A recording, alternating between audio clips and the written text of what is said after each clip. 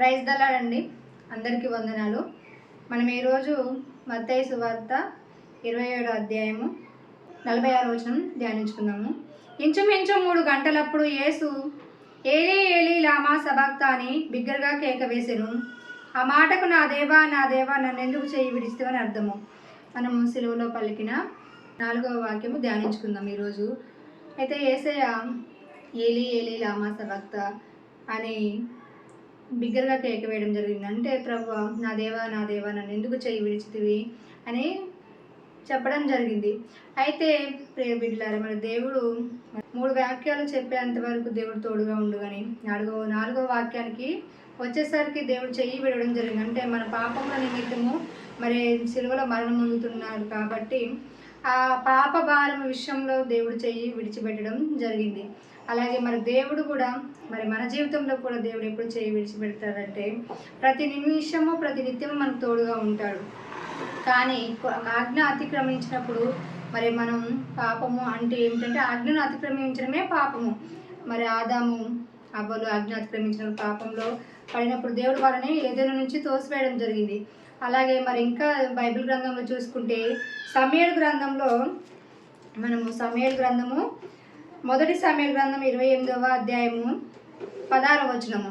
అందుకు సమూయేలు యెహోవా నిన్ను ఎడబాసి నీకు పగవాడు కాగా నన్ను అడుగుట వలన ప్రయోజనం ఏమి అని రాయబడింది. అంటే సమూయేలు గ్రంథంలో మరి సౌలు అనే వ్యక్తిని మనం చూసినప్పుడు సౌలు ఏం చేస్తాడంటే తన యొక్క శత్రువులు తన మీదకి మరి దాడికి వచ్చినప్పుడు ఫిలిప్పీలు దాడికి వచ్చినప్పుడు సౌలు భయపడి మరి దేవుని యొక్క విచారణ చేసినప్పుడు దేవుడు కళల ద్వారా కానీ స్వప్నముల ద్వారా కానీ మరి ప్రవక్తల ద్వారా కానీ మాట్లాడకపోయినప్పుడు అతను ఆ సమయంలో ఎందుకు మాట్లాడంటే దేవుడికి చెప్పిన ఆజ్ఞను అతిక్రమించడం వల్ల, అంతేకాకుండా అమాలేకులకు విరుద్ధంగా మరి దేవుడు పోరాడకపోవడం వల్ల సౌలును దేవుడు చేయి విడిచివేయడం జరుగుతుంది.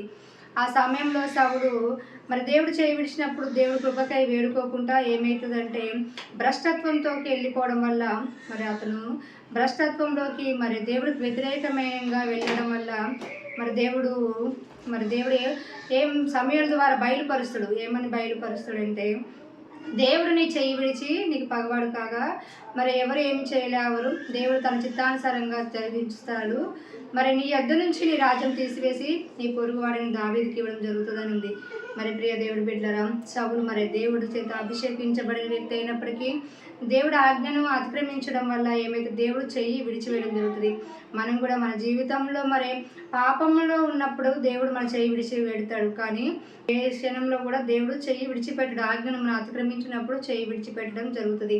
మరి మన తల్లిదండ్రులు కానీ బంధుమిత్రులు రక్త సంబంధికులు ఇరుగు పొరుగువారు మరి భూమిలో ఉన్న సమస్త జనులు మన చెయ్యి విడిచిపెట్టిన మనకేమీ కాదు. కానీ దేవుడు ఒకసారి చెయ్యి విడిచిపెడితే మరి ఎంతగా ఉంటుందో. దేవుడు కుమారుడైన యేసయ్య వేదను తట్టుకోలేకపోయాడు కాబట్టి మనం దేవుడు చెయ్యి విడిచిపెడితే పగవాడైతే మనం బ్రతకడం కష్టం. కాబట్టి దేవుడు కృప కోసం మరి ఆజ్ఞను అతిక్రమించుకుంటా మన జీవితంలో సాగిపోయినప్పుడు మరి దావీదైతే మరి శత్రువులు చుట్టుముట్టినప్పుడు మరి అమాలేకులు వచ్చి మరి తన యొక్క రాజ్యాన్ని కాల్చివేసినప్పుడు తన యొక్క సమస్తాన్ని దోచుకొని పెట్టినప్పుడు వెళ్ళిపోయినప్పుడు దేవుని యొద్ద విచారణ చేస్తాడు.